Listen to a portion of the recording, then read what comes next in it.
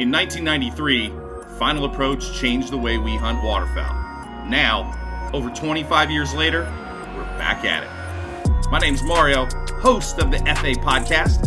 Let's talk waterfowl tips, tricks, tactics, and more. It's all going down right here with the Final Approach podcast.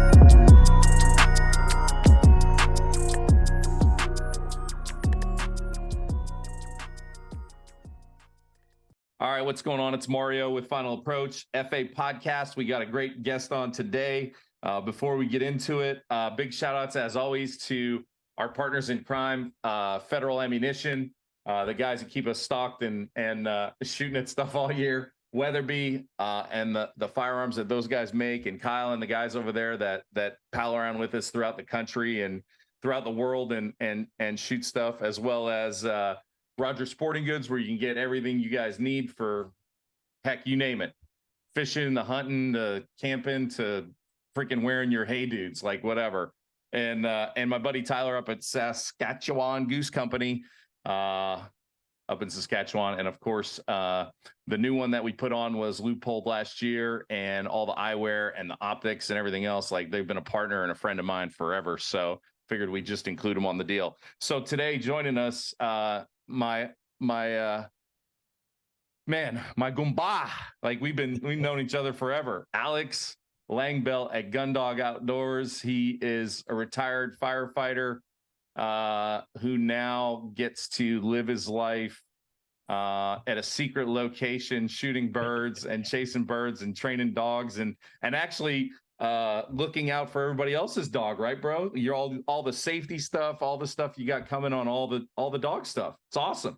Yeah, well, my whole career being a firefighter for 26 years, eventually an officer and a safety officer for our department, and being a hunting guide for 10 years. Oh yeah. Just everything, my whole life has been safety and just making sure. I mean, we do dangerous stuff. Firefighting is dangerous. Hunting, people did think it's a dangerous sport. People die in it every year. So, so people, it's just something that it kind of was just a natural fit for me to think about that. And some of the stuff I've seen over the years, both in the fire service and the hunting industry, it's just like, man, people need to be educated. So that's where I kind of came in, using my little skill set that I kind of had. Well, I mean, it's a natural, like the first aid, right? So the first aid kit that you have, like nobody had a specific dog first aid kit. Like, listen, and there were crappy kits for just like people, right? Yep.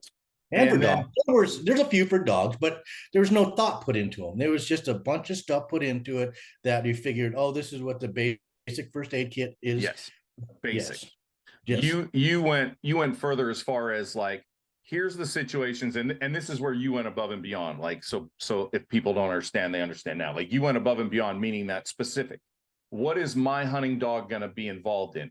He's going to cut his paw. He's going to get hypothermia. He's going to get dehydrated and get heat stroke. He's going to get like whatever, porcupine in his face, like whatever. Like, you went there and said, instead of just going, like you said, throwing stuff in a bag and going, okay, if your dog gets, a headache, here's aspirin. Like, you know what I mean? Like, you went like, that route. Yes, because I've seen it. I've witnessed. I've seen dogs go into hypothermia. I've seen dogs in seizures. I've seen dogs get ripped open by barbed wire. I've seen corn stalks into dogs. So being in the hunting industry, or being a hunter since I was 12 years old, over 40 something years, I'm just dated myself, but for a long, bro, for you ain't, who you telling? Yeah, I'm not a spring chicken. Anyway, just the stuff that I've seen and the knowledge, this is stuff that I put together, I carried, and I have to give kudos to you, bro, because you're the one, when I came to this company, you're like, man, you need to put together a first aid kit. And I'm thinking, I got one, and so I just kind of put a manual together for the layman to kind of go, kind of go through the different things that needed. And so this was, for me, this was normal. I always carried a first aid kit when I hunted, just for the fact that I've seen so many different injuries. And so it was just, again, you're right. I targeted specifics. I okay, what happens when a dog gets a porcupine, you know, quills in the face, and how do you treat that? You need good heavy forceps to pull them That's out. right. That's right. And just as things that, like I said, I feel really good about the kit. We've Yeah. sold so many of them. Most of the stuff that you put in and that you talk about, which is so crazy to me, but like I remember as a kid, our dog getting porcupine like hit with it was, oh bro, it was unbelievable how bad it was, right? I remember that. I remember specifically my first dog, Onyx. I remember him chasing a cripple. We were in Idaho. I was filming with Buck Gardner, and I remember him running through the barbed wire fence, and it cut his ear. And I've never seen anything bleed more in my absolute life. Right. And the cut, I mean, holy shit, the cut was half an inch, right? Yeah. Yep. And I remember I had like a dish towel in the truck, and Buck was driving to the vet, and there was like a horse vet. That was the closest vet we could find, right? I remember holding the rag, and by the time we got there, I could just like squeeze the blood out of that. That's how much it was. I've never seen anything in my life. Yeah. So yeah, and then this past year, and I want to talk about this specifically. Jet got hypothermia, and I, you talk about it and I've read about it, right? But it's never happened to me in all the years, right? And then we come over and hunt with you, and it's 10 degrees or it's 8 degrees and we're on like a warm water slough, and it's like the dog's going and nothing, right? So I'm here at home and it's like 38 degrees, right? It's not freezing cold, right? It's not single digits, right? Mm-hmm. And it just seems like he was in the water a lot chasing cripples, right?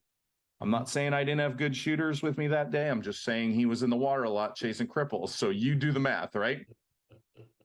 So I didn't really think about it much, right? Because I'm thinking temperature, right?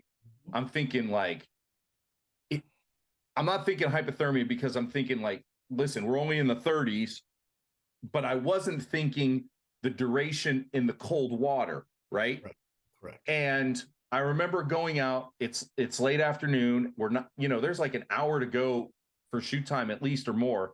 And Jet's just being like, I don't know, he's just kind of dinking along, going slower. And I go out with him this time because I'm like, what's going on, bud? And I send him, and he goes, and he's going, weaving through the corn, and he grabs the duck, and he's coming back, and he goes underwater.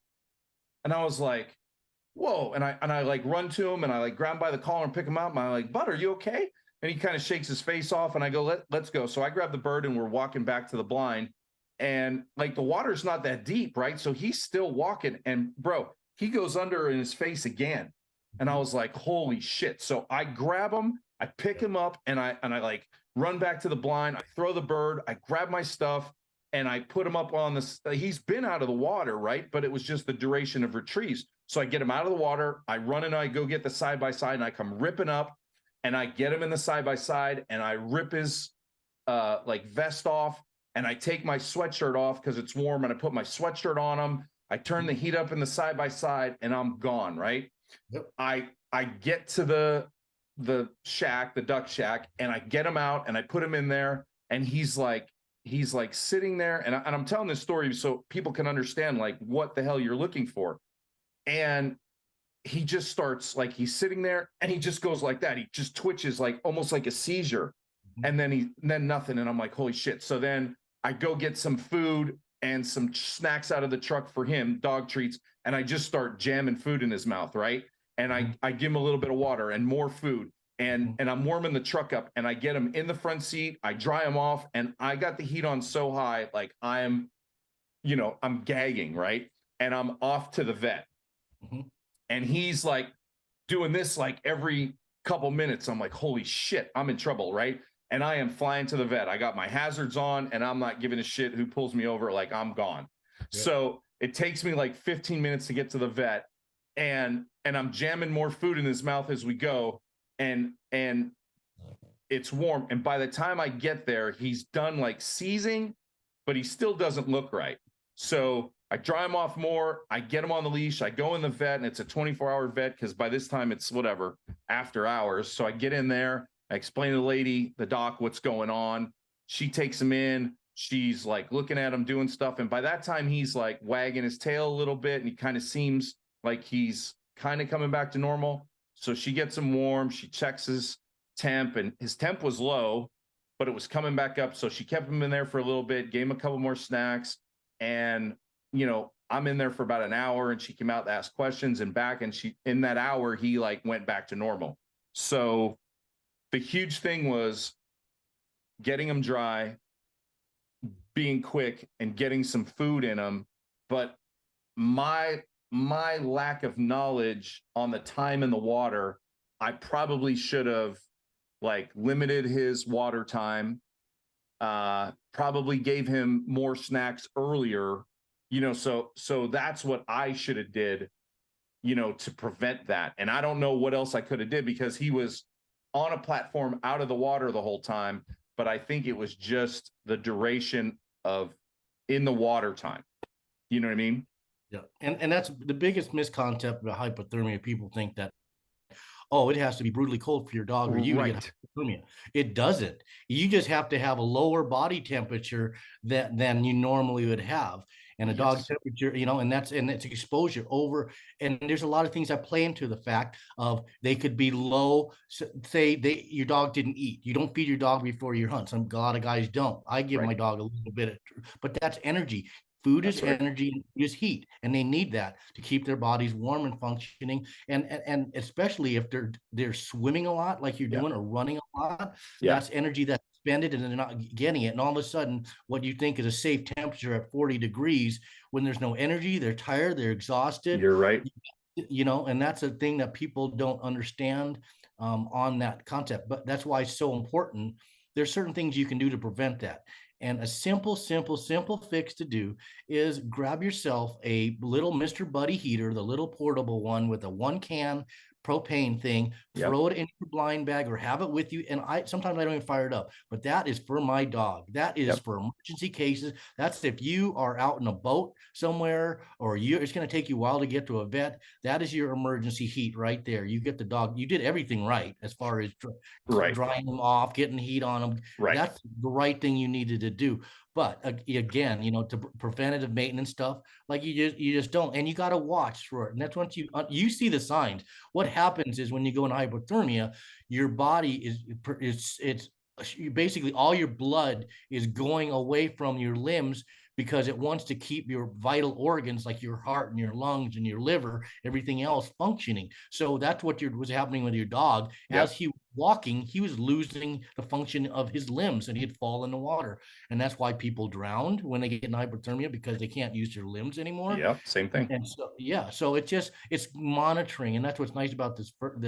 You don't have to buy the first aid kit. You can simply look up signs of hypothermia in a dog and it'll tell you droopy tail, lethargic, blue gums, just won't get in the water, acting different. All that stuff that you mentioned, that's its typical signs of hypothermia in a dog. And so that's, you know, and then you can reverse that really easy like you did. Yes. But it's a lot easier to reverse it when it's just it's starting to come on than when it's full blown. It was on. It was on. Like it came on so fast. And that's why it freaked me out, because it was so fast. Like, so that last retrieve I sent him and he like no-go'd me, right? He was like, and whining a little bit. And I was like, that's weird. And I was like, and I sent him again, and he went, and he was just like kind of doing that. And I didn't see his tail droop. I didn't see any of that. So it wasn't until he was coming back where he was like really like, and he was doing this kind of like, no, like, I know this looks stupid on me, but he was kind of doing this, right? Like, I'm like, I don't know if he was like my legs are kind of working, or I feel kind of drunk. Like, he was feeling it, but it all came on so fast.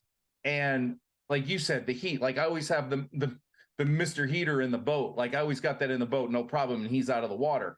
And I never would have thought it would have happened there, but it was the length of exposure. Like you said, if he was in and out of the water only a couple times that day, he would have never had it, right? But it was the length of exposure. It was a combination of everything. I'm sure it was Yes. length And I feed him in the morning like you.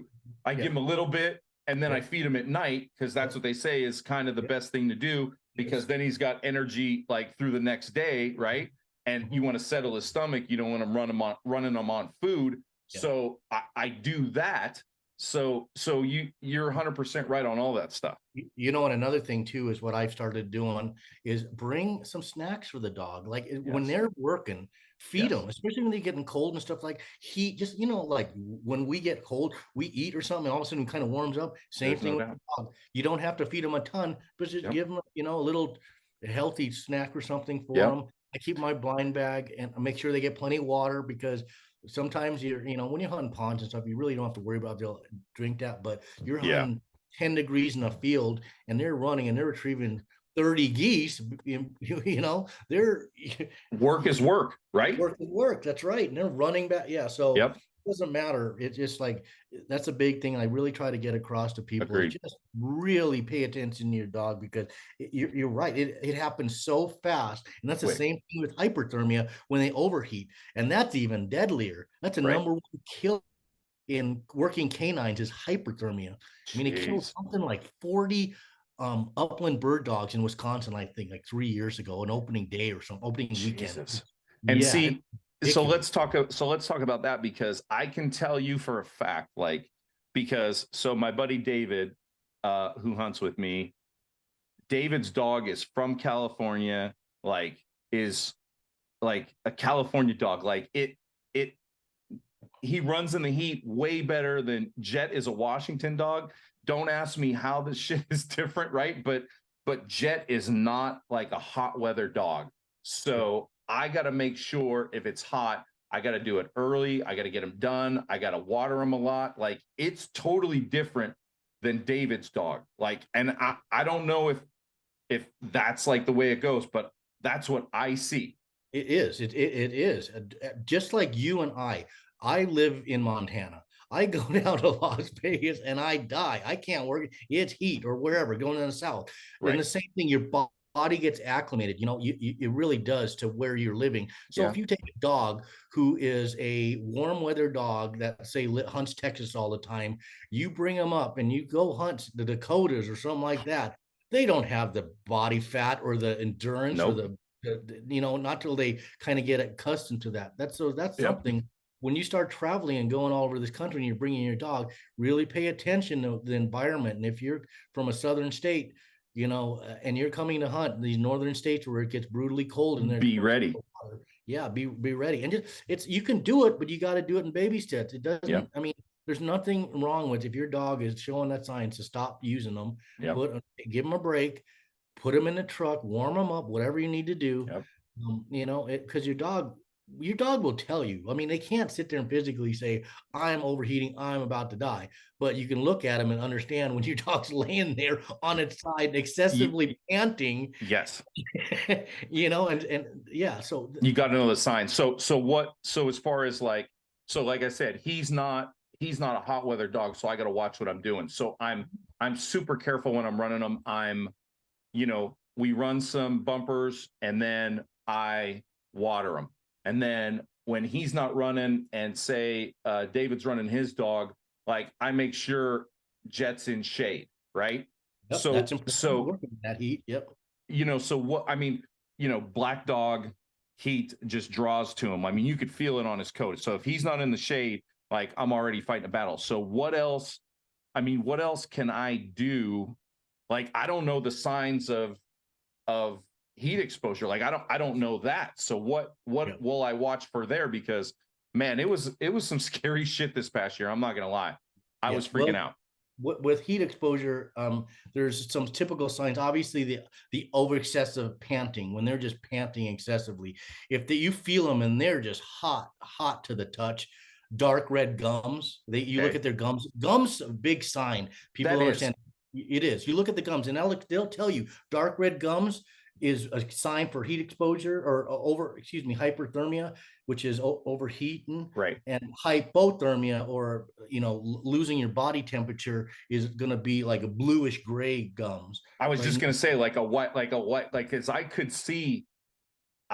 She looked at it too when I got him in there, and she opened his, and you could tell he was like you said, grayish, whitish. It almost was like, it wasn't blue, but man, it had a crazy tint to it. I've Yes. never seen his mouth like that. So, man, and I didn't look at that. You know what I mean? I was just so panicked with everything else that I figured that's which way it was going. I didn't even look in his mouth. I just ran.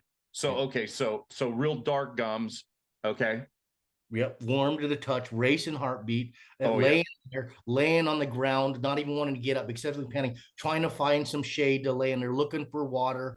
There's something you just, your dog will tell Yeah. you if he's just not acting normal. You saw Yes. your dog not acting normal, and Yeah. now that's the first time, and you got to pay attention. I mean, I know we get on some of these hunts that are just so smasher, snow goose hunting, or you're just going, Yeah. and you just lose track of where your dog's at because they're just going as well. And Yeah. so, yeah, it's an important thing that we really want to educate, new dog owners and young hunters on the importance of just physically looking at your dog sitting there. Those are two things that are very dangerous that can get away from you really quick, like you were saying. Luckily, you're close to your quad and your Bro, you're vet. lucky. But I know, I'm lucky. you go up to Canada, like when we were up in Canada, and I had a dog run in a cornstalk and impale himself in a cornstalk with it sticking out and blood gushing out.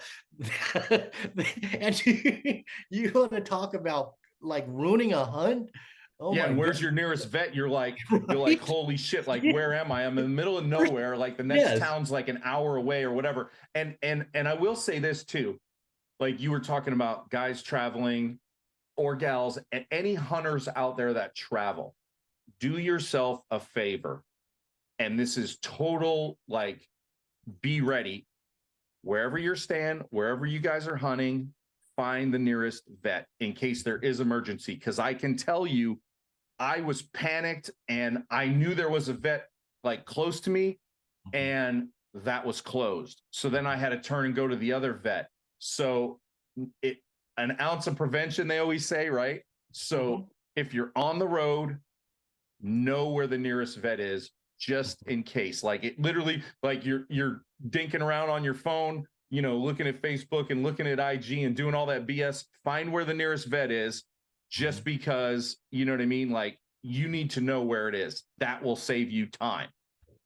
And not, just honestly, the aid kit I put together, that aid kit has the ability to reverse hypothermia, has the directions on how to do it, how to reverse hypothermia, how to stop bleeding that could end the dog's life. It's just a kit that's basically designed to keep the dog alive till you can get it to the vet, and I mean, so it's just, have yourself first aid kit, do exactly what you said, know where the closest vet is, especially if it's find out where the after hours vet is. Yes, that's even more important, bro. Yes, because when's it gonna happen?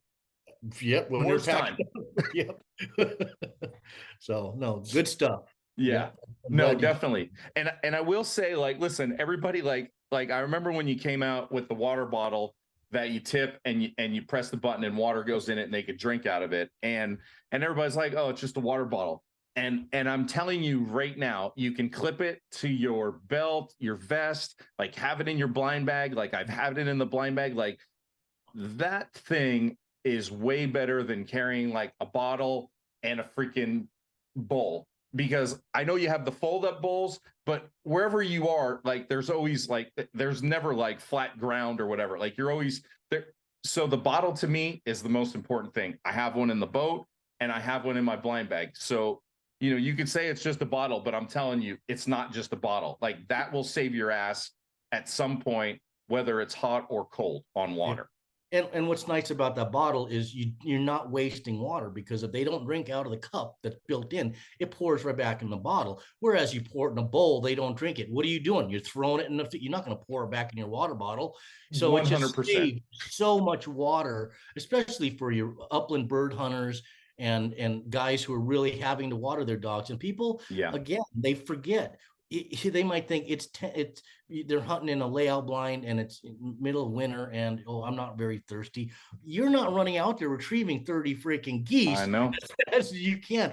I have so much footage of my dog coming back panting and it's Yes. 10 degrees out and she's just like dying. So it very important. One thing is again educating hunters Yeah.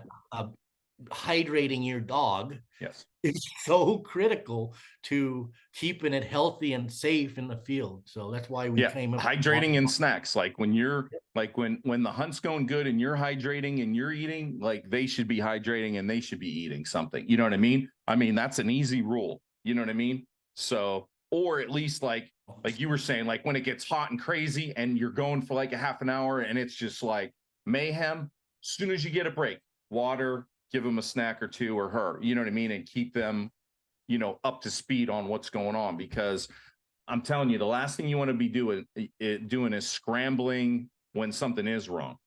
It's not fun. I can tell you firsthand that was not fun. No, and Riza, who used to work at Loopold and now is at RMEF, she was with me and she's a dog lover too. And she was freaking too. She was freaking out and she's trying to help and she's doing everything she could. So like, at least I had somebody else there. There was a couple other hunters, like she's like, okay, we need to do this, we need to do that. And I'm like, yes, I got this. I'm jamming food in this nut. Like we're just going. So yeah, it was wild. So yeah, hopefully if everybody, you know, looks at your site, gets the first aid kit, you know, knows what to do, keeps an eye on where the vet is, where they're hunting, like, and the after hours vet, like you got to know where that is. Like all that is going to help like tremendously. Yep, absolutely. Being prepared. Yes, totally being prepared. Yeah, that's something I just being a firefighter. That's you got to be. You just got. Right. It's just something, and you know, it's a training too. Like it's intense on a situation when someone's injured or there's life-threatening situation. When you're a trained professional, like I did for so many years, you know, and when you're someone who doesn't have the training or are not used to the intensity of the situation, you want to talk about it really, you'll get done with it and you'll literally sit there and just start like, I don't want to say shaking, but literally like what just happened. And you just don't.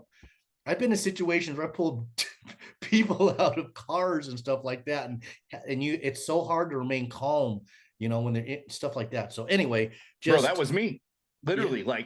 Like got to the vet, did all that. And it was, here's the one thing that was really weird too. And I don't know, be ready for this in case you don't get to like a normal, like not a normal vet, but a hunting vet. Like, okay, so the vet I went to was like an after hours vet.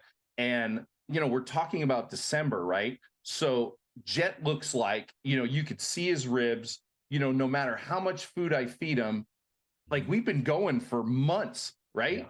Yep. And the lady and the doc is like, asking me like, do I feed the dog? Like yeah. And I'm like, doc, listen, I can't jam any more food in this dog. Like he gets like, we stop at McDonald's and he gets like just the burger. Like he gets the fat. Like I just flick him the burger, no bun, no pickles, right? No, like just, he gets it. And I'm like, you know, he gets a lot of treats. And I was like, we're off today on treats and food and the cold. And she's like, and I was like, he's about this weight usually during the off season. I was like, but when we're grinding, like you just can't keep weight on them. So I don't know, be prepared for that friggin' question. Yeah, it is. It's tough, but no, I'm glad it all worked out for you.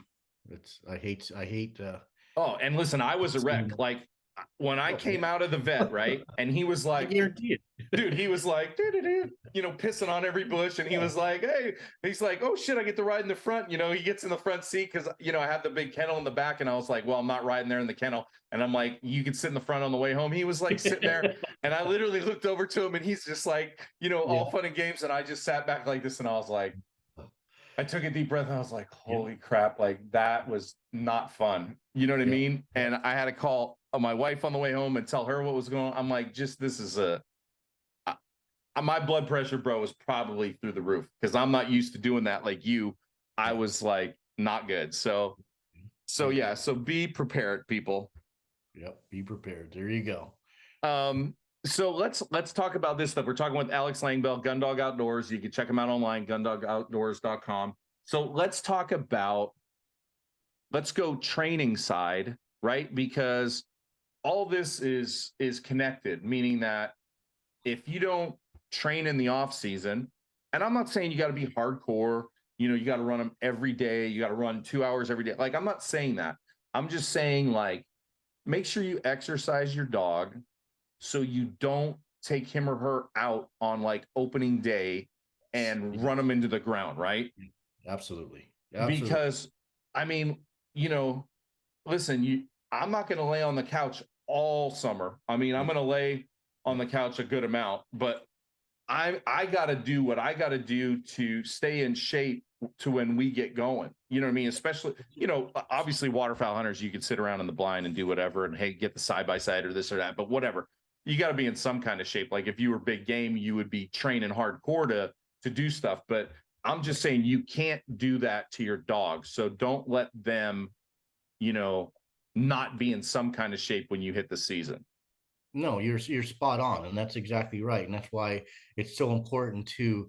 And I'm not talking training as far as, and it's important to train your dog as far as retrieving and all that stuff, but we're talking training physically Yes. for. I mean, you're not going to lay on the couch and then all of a sudden go run a marathon. Yep. And are you going to do that to this poor dog that's been laying in a kennel all summer, That's right. not working out, not gaining fat because you're too busy, wakeboarding or hanging out with whatever. Yeah. Take it for a swim. Swimming is one of the best exercises a dog can possibly do because it's good on their joints, good on their bodies. Yeah. It works their whole body out. Let them run. My dogs, luckily I'm fortunate to live on a little piece of land. We train. I get on my four-wheeler because I'm old. I'm not going to run with these dogs. I get on my four-wheeler and we just make laps around the property till they got in, and my dogs are in great shape. They're ready to go. Yep. Opening day, they have endurance. They don't have to build up to it. So no, training is very, very important. Like, that people just sometimes they forget to do that. But most dog people who are serious about it, they understand, but it is these are athletes. That's right. That's right. And as far as food goes too, like I change his food. I've done this with every dog because I learned the hard way. Like my first off season, the dog got pretty heavy because I was still jamming that real high fat food in him that we run during the season. Right. So I learned right then and there, I gotta step back. It's not puppy food. We're not talking puppies. We're talking adult dogs. I gotta dial back the fat content so he doesn't get heavy, because we're not going to be hunting as much. We're still going to train, but we're not going to be as intense, and all the time and out every day. And, we're going 120 days or whatever we're going. Right. So I got to dial it back. So keep that in mind too, because that's huge, right? Because they're not burning it. So you can't stick it in and expect it to just disappear. Yeah. And feed them a good quality dog food. I mean, you get the cheap dog food you buy at a grocery store that's full of just garbage. Yes. I mean, you're not going to feed your kids that. So where are you going to feed your dog who's got his lifespan is short, their prime is even shorter, and here you're going to jeopardize their health and their liver and their intestines by feeding it dog food that is just cheap as the cheapest stuff they get. So spend a little bit of money. Don't be a cheap. Quit buying so many. Yeah, you're right. Toys for yourself and feed your damn dog. Well, and find something that works too, because listen, I mean, this, like some dogs like react to certain foods, whether there's something different in the food. Like you got to find the right food. Like I found a food, like I've been on different foods for different dogs because like my last dog Money, like he was on, like, I think Imes or somebody makes Costco, right? And I went through a couple different foods, and then my buddy James was like, oh, try the Costco one. And I was like, okay, try it. And everything else that he ran through him would just like run through him. He'd have the runs. It was not good. And then finally I got to that Costco food, and he was more solid. I felt he was like better off. So I stuck with that. Yeah. This one with Jet, I got through a bunch of foods and I settled on this Diamond dog food. And listen, Diamond doesn't pay me anything. Costco doesn't pay. Like, that's just the one that fits his body. It's good for him. I feel he's got a lot of energy. I don't have any issues. Like, he's not like itching. He's not, because there's all kind of shit in like the dogs get. Like, everybody thinks it's like, oh, the dog's just itching. Like, no, it's probably the food. It is allergies, and a lot of dogs, you'd be surprised, have allergies to different Yes, types of foods. Could be wheat products. It could be, there's so many different products they can, just like I know. us humans are get allergies to certain things. So you really got to Yeah, find that perfect dog food, and then just really stick with it. Honestly, feed them. Like I said, get a good quality. A lot of these really high end dog foods are gonna have the right products in there and stuff yeah. like that. So Yeah, because I go maintenance in the summertime. Like, right after the season, I start maintenance food, right? And then, they always say, like, don't just switch, cold turkey. I'll do a scoop of the hot stuff and a scoop of the, like the dead food, I call it, because it's like there's not much in it, right? So then I'm mixing for about a month, and then we're off to the maintenance. And then as we ramp up, I'll mix the hot stuff in. You know what I mean? So you gotta like go, step it in. You can't just go like, oh, we're going to the hot food now. Like, that's gonna turn his guts. yeah, you got to kind of slowly introduce the food to them so their system gets used to it, Yeah. and so yeah, no, you're right on money with that. What do you got new that folks can be looking for? Like, you have the first aid kits, you have the release system, and the collars Yep, yep. and dog bowls. And what do you got new this year? And the water, like, Yeah, what's new? well, it's kind of neat. We came up with a dry bag that's specific for dog food. And what's nice about it, it's got a netting around it where you can take the collapsible bowl, throw Oh, it in the netting. It's a dry bag, you wrap it up. You can take it when you're hunting, traveling, whatever. It holds perfect. 5 pounds of dog food. Just a nice little bag, convenient. Throw the collapsible bowl in there, take Oh, it with you. Another item we just came up with, and I should have came up with this. I don't know why I didn't think about it years ago, but it is a slip cord that's got a quick release on it, and it's actually patent pending. It is so slick, Mario. This thing is like you use as a regular slip cord, and okay, then basically if it gets caught up or something, you just pull the quick release cord, the little cord on it, and it releases the dog.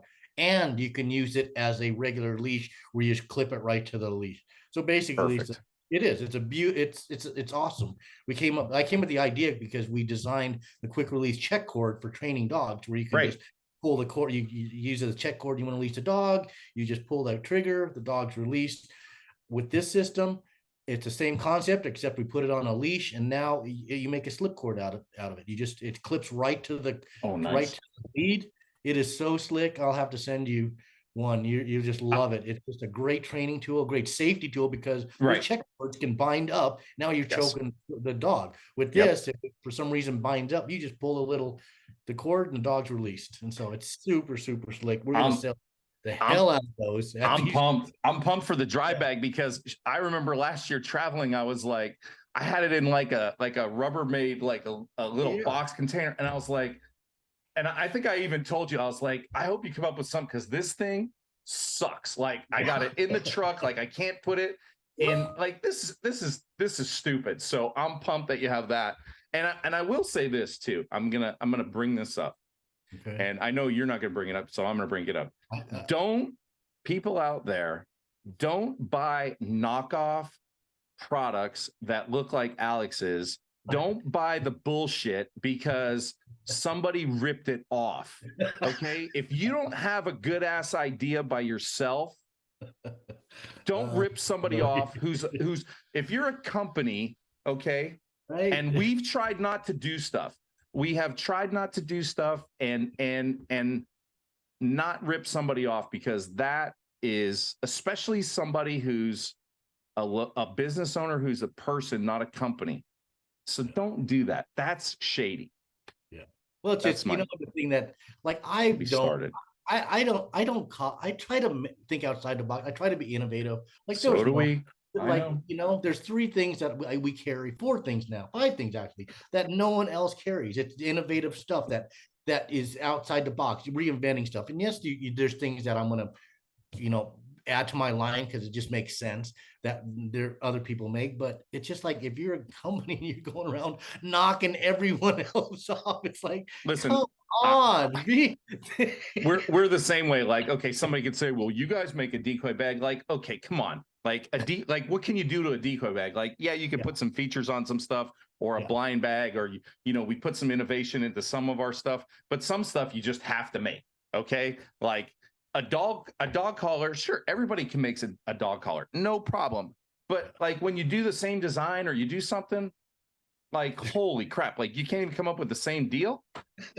Like bro, I don't know. I get hot over certain things. I know So you do. I especially know. when they, especially like listen, I remember and you probably remember the same thing. I remember when the first company ripped off Randy Bart's and the flag, because Randy Right. Bart's the flag man. And I was like,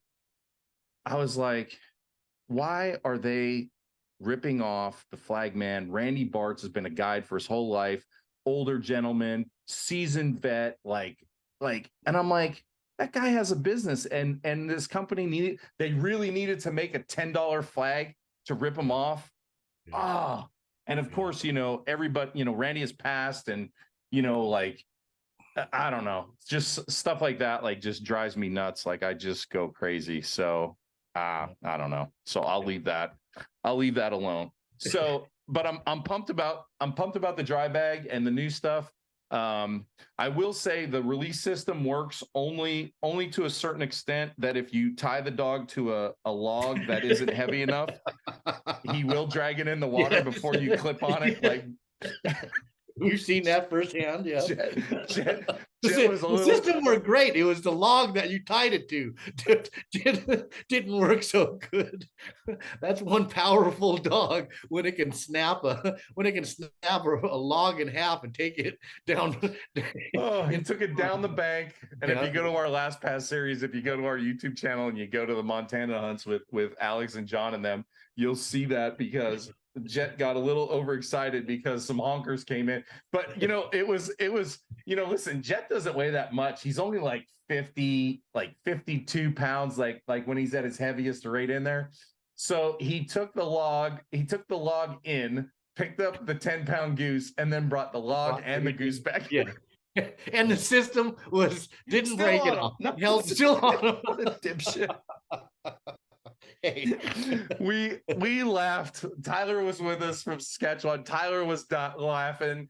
Kyle from Weatherby was laughing. Everybody was laughing. It was like, oh my God. And I was like, that dog is too much. But listen, if you don't have laughs like that, like you're doing it wrong. You know what I mean? Like, holy crap. And boy, is he turning out to be a great dog. Oh my gosh. I watched him work. I was so impressed, bro. Yeah, if you want to watch a good dog work, you go watch him. He's a little hard on the steady part. Like we're working on that. Like me and David have been working with that like all off season. So I can tell you I'm working on that. But the thing about it is, like, he wants to hunt like your dogs, like Ellie. She wants to hunt as much as you want to hunt, right? He wants to go just as much as I want to go and gets just as much enjoyment out of it. So like some dogs, you can't put that in any dog. Like they either have it or they don't. Like he gets in the truck and even if we go just for bumpers, like his head is about to explode. He's so excited to go. Like he has that drive. He loves it. Yeah. So I'd rather have not every that. dog has it. Yeah. I got my, Ellie, my black lab. She's been around forever. She's basically called me 6 years. She is she's an alpha female. She's a go-getter. She will go after my newest dog that's actually in training right now, Loki. He's a fox red or yellow, whatever you want to call him. Yep. He doesn't have that drive. He's going to be a good dog, but he's going to be a very well-mannered in the blind dog. He just doesn't have that drive that a lot of but that's just his run. His demeanor, right? Yes, and now I got a new dog. And this one is still a pup, and it's a Boykin Spaniel, and it's a little dog. I don't know if the viewers have heard of them, but Oh, I've seen them. they don't get very big. They get about 45 pounds is a big boykin. Are you going to hunt the boykin? Are you going to hunt them? Absolutely. I'm going to hunt them. Wait till you see this 40-pound dog bringing back a 15, 20-pound dog. You just don't see them all over Montana, but you're going to see them this year. We'll get them on video, and it's going to, well, okay, so the backstory of this whole thing, okay? My wife really wanted a lap dog, and I'm not going to get a fucking yappy, excuse my language, little lap dog. So I was like, I got this. I know what you mean. I'm like, here's your lap dog. Yes, it's gonna retrieve ducks and geese, and so she loves it though. It works. There you go. You nailed it on both ends, because listen, both my kids have they have like a dander allergy, so I got to make sure like Jet's groomed all the time, and he's only allowed in the house so much. And I set up he has his own room in the garage, like I set up so he's good. But I remember looking for dogs, and it was like, let's get a Labradoodle, or let's get and I was like, no. I was like, I know you kids want a dog, but I'm like, I'm not. I was like, we got them fish. They got fish. They got I am not doing a Labradoodle, because I just can't do it. No. Holy crap. And there were some other dogs that were cool. There's this breed. It's called a Basenji, right? It looks like a killer little, it looks like a herding dog, big, tall ears. He sits with his chest, and he's got a little curly tail. He almost looks like a small, husky kind of, right? And then I was like, oh man, look at that dog, that looks killer. And then I start reading about it, and I'm going through the whole thing, and it says, right on the thing, bro, you'll piss your pants, it says not very trainable. Okay, and then it said doesn't like wet weather. And you're in Western Oregon. Yeah, so I'm gonna work for you. So I go, really? Is it really like that? So I start reading more, and it's like, no, it's really like that. And I'm not. This is no BS, right? Last year, in the fall, I see this lady walking a dog in the neighborhood, and I drive by and I look, and I'm like, holy crap! I think that's a Basenji, right? So I just keep going down the street because I was in traffic, and I was like, holy crap! So no kidding. I see her a week later, and I pull right over, and I jump out, and I said, I'm not trying to scare you or nothing. I said, but is that a Basenji? And she's like, yeah. And I said, I was looking at one, because my kids are allergic, and she's like, oh yeah. And I was like, but it says they're not very trainable. And she's like, oh no, he's he wants to do his own thing. And I'm like, okay. And I was like, and then it says he doesn't like the wet weather. And she's like, oh, he hates it here. so thank God I didn't do that, bro. Yeah, right. I was like, but he looked cool. He was such a cool dog. Yeah. But I was like, yeah, he doesn't want to be in Oregon. So I was like, okay, that's a no-go. Yeah. So we'll see how this dog adapts to Montana, but I think he's gonna be fine. We'll see. I'll make him a hunter. That's awesome. He got the drive. He certainly does, and he's all over birds, and that's perfect. Does it. He retrieving now, and I mean, he's just a little thing, but he is just a ball of energy. I'm telling you, I'm almost a little bit. Well, you don't have to pump that in him, right? Like I said, you can't.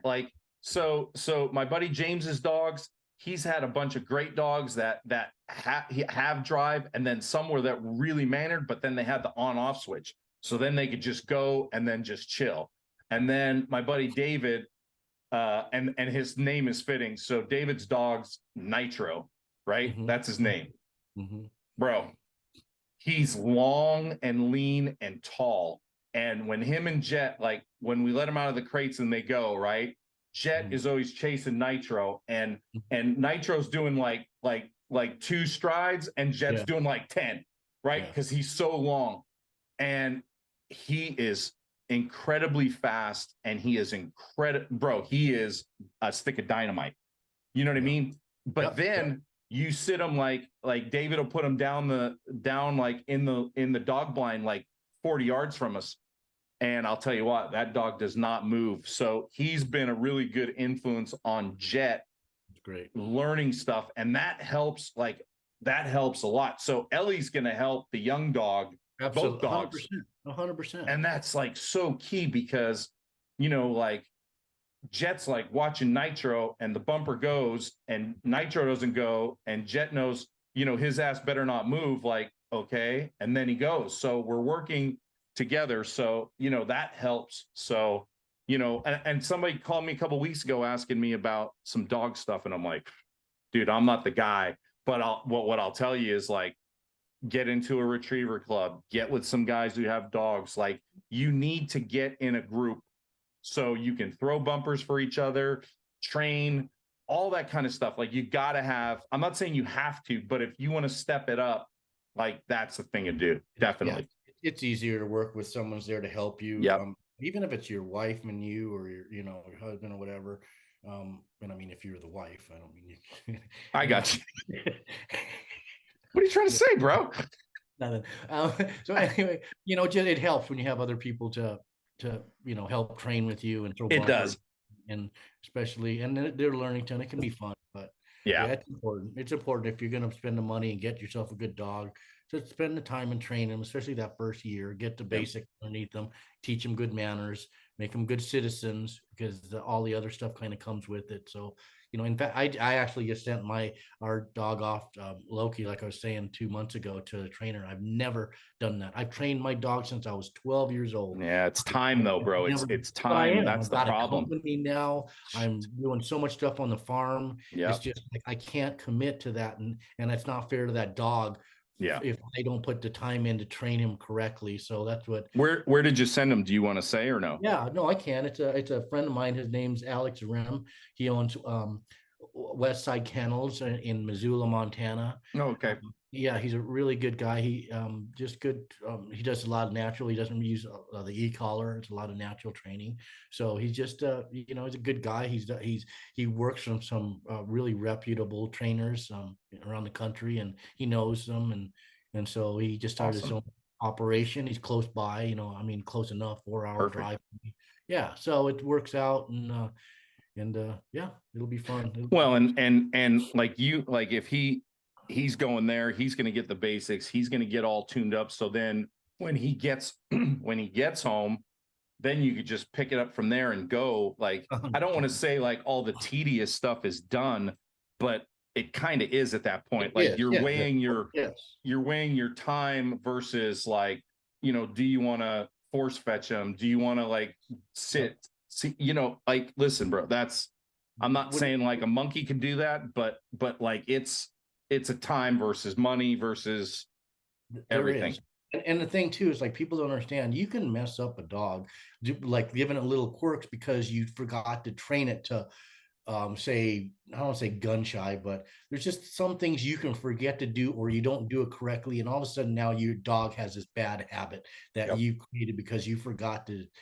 I mean, like, for example, being given a manners, like not jumping out of a kennel when you open it, or feeding it, having manners, stuff like that, little things like that. If you don't pay attention to that, that's what's nice about having a professional trainer, that they're gonna address all those little things that's important that you might forget, right? And listen, I learned so much. Like, I'm only in 3 dogs, right? This is my 3rd one that I've had. We had dogs when I was a kid. Like, that doesn't count. Like, this is my 3rd dog, right? And I've learned so much on the other 2 that going into this one, like, I wanted to be more hands-on. I didn't want to force fetch him because I was so afraid I was going to do it wrong. So I had 100%. So I had James do the force fetching. James has worked with hundreds of dogs. He learned from a really great trainer out here, Robin, and he knows what he's doing. So I had James do that, and James helped me on like so many other things, like, it's stupid. And he helped me on the last dog as well. So I just wanted to be more hands-on, and I learned a bunch more from watching what I did with the last 2 dogs, on where, like, listen, it's everything else where I could have done better, or where I screwed up, or where I was doing the right thing, but I needed to do it a different way so the dog got it. Like, dude, you learn so much. It's like painful how much, you can learn. And plus, being like having the dog at the trainer, making sure you do the same thing as the trainer when he comes back or she comes back, or going up to train a couple days with the trainer, like all that falls into place. There's no doubt. There's a lot of it. Yep. So no, you're right. All that stuff plays. So there's lots. What else? Anything else you want to hit? I mean, we covered a lot of good stuff. Like people, be prepared for the season. Safety. Yep. Your exercise. Yep. Food. Your dog, if you're going to hunt early season, get them out there, train them, throw some bumpers, get them used to that heat. Because it does, early season, they can get pretty hot, especially if you're an upland bird. Dog, get them out, or hunter, get them out there running around. Just get them acclimated to it. Monitor their health. Lots of water, good food, and because you want to get the most out of that dog. You want their life to be as long, live as long as they can. Their life's not very long. You get maybe 12 years if you're lucky. 14 if you're lucky, right? And then and then their prime is even shorter. They don't reach their prime till they're about 4 or 5 years old, and then they start regressing after that. A 10-year-old dog can't hunt every day or do the high intense hunt, so their window of being in their prime is very short. And so take care of your dog, and that's the big thing I try to get across when I'm traveling the country and I'm going to shows and stuff like that, and talking to people and doing podcasts and writing and stuff. It's about just education, and I think it's we're doing good things, because I've got these dog clubs now coming up and telling me that we've been inspirational in bringing veterinarians in and doing classes on how to take care of your dog and stuff like that. And that's huge. That's exactly what I want to do. And it just takes a little bit of education, awareness, because no one taught you or I how to take care of our dogs when we were growing up. We learned about training them, but no one ever taught about what happens to them, how to identify things that are going on in different situations. So that's the one thing that my whole mission about this company. It's not just selling product. It's about the support and the education and awareness of the safety of hunting dogs. So, listen, bro, you're doing great. You're doing great stuff. Appreciate that. I'm happy for you. I'm like jumping up and down all the time when you come up with something, because I think it's killer. I love watching you succeed. That's the cool thing, because listen, you've been around a long time in the industry and doing stuff for, we always talk about that, doing stuff for everybody else. And it's like, now you get to do stuff for yourself. Like, that's killer. And you're killing it.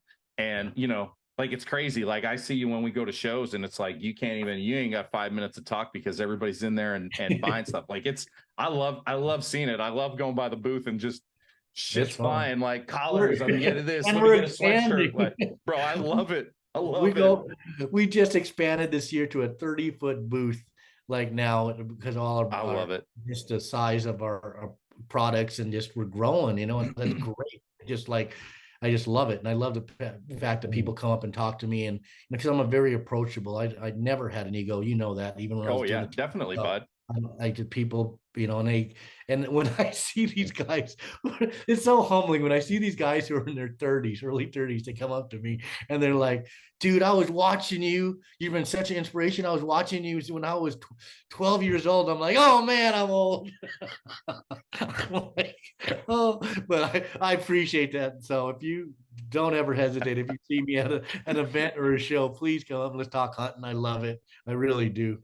You're gonna crack on this. Listen to this stuff. So we're up in Canada last spring, right? And we're up there, and some kid says to me, man, he's like, you look familiar. And I was like, okay. And I was like, well, I've kind of been in the business for a little bit. And he said, did you work for Buck Gardner? And I was like, yeah. And he said, did you hunt with Buck, like on the Snake River? And I was like, oh yeah. And he's like, I think I have that DVD. He's like, it was called like something in America. And I said, oh yeah, Made in America. I said, we didn't go to Canada that year, so we filmed everything in the States. And he's like, yeah, I have the DVD. And I was like, yep, that's me. Yep, that's me. It goes back a little bit. Yep, that's way to date me. Yep.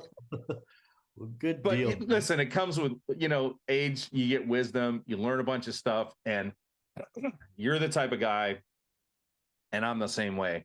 Like, don't have egos. We don't like all that's checked. Like if I can help you in any way with anything that I know, I will do it. And you're the same way. And I think maybe that's I don't know if that's like the way we came in through the industry or who we learned from or whatever, but and I'm not saying kids aren't doing that today. I'm just saying like we're very approachable. Like you can come up to me like you like something, you don't like something, hey, this I don't like this because of something. Like bro, I'll listen to anybody. Like if I think we could make something better or do something to help somebody in the field, like that's what we're doing at Final Approach. So that's what you're doing. Like you're trying to make products, you're trying to make good stuff, you're trying to be accessible, you're trying to help people, you're trying to help the waterfowlers, you're trying to help their dogs, you're trying to help them have a better time, safer time. Like we stand behind the products. Like if something's wrong, like I look like the thing that people like, I don't think they believe me, but like, okay, your company's small, right? You answer your emails for like customer service, right? Like if something's wrong. Sometimes, well, now I'm actually grown up to where I actually have someone to answer my customer service. But if something's wrong, you're there to help. Like you're a step away, right? 100%. Our customer service is second to none. Absolutely, it is. So dogs are the first thing. Customer service is the second thing. Right. So the same thing with us. Like everybody's like, oh, well, Final Approach is a big company, da da da. And I'm like, bro, I look at the customer service emails every morning, if not every other morning, to see that everything is okay and there's no issues. Oh yeah. And they're like, no, you have like a bot or something. I'm like, no, I do that. There's me and a guy at the office that look at that every day or every other day and make sure there's no issues. 100%. So we are tuned in. We're here to help. We're here to make good products. We're here to like enjoy waterfowling and our passion. And like, that's what we're about. So, and that's what you're about, bro. That's why I love seeing you succeed and you're killing it. And I love it. I love every minute of it. Same with you, man, because like I said, for those, guys starting off in the industry, I always give my best advice is just be a good, humble individual, work hard, take the high road. People are going to try to mess with you or just just take the high road. Don't talk crap about people, and it's always worked out. It's worked for me. So and same with you. So. Well, and I try to do exactly what I need to do. Hold on, my camera just switched off for a second, but I'll go back to the close camera. See what happens here. Hold on. I'm holding. Holy God! What's up? Well, we'll close with the tight here. We'll close with the tight camera. All right. All right. Well, good. You online, GundogOutdoors.com. Is there anything else you want to pimp or talk about or anything? Just head over there if you need buy something. If you got questions, if you got anything, if you need something for your dog or you have anything, you need to go to Alex and just do it. And that's it. Yep. Come by. I'll be doing we're doing 3 shows this year before we get into the hunting season. We got the Delta show down in Little Rock, Arkansas, which is the end of July. Come by the booth. Say you watch this podcast and I'll give you some free. There you go. Come find them. Come find them when the podcasts are up. Go look for Alex at all the shows and go see him. And then we'll go from there. Yeah, exactly. Awesome, buddy. All right. GundogOutdoors.com. Appreciate everybody checking out the FA podcasts. Big shout outs to Federal, Weatherby, Rogers, and Loophole, and of course, Sass Goose Company and my buddy Tyler up there. That's the FA podcast for today. Appreciate you. Thanks for checking us out. FAbrand.com is the website. You can check us out and same with Alex, on all his social pages. Check out that. Check out our social pages, our YouTube channel, everything. Like, we're accessible. Come find us, email us, whatever. We're all good. Bro, big ups. Can't wait to see you again. And we'll be hunting soon. Just hang in there. Absolutely.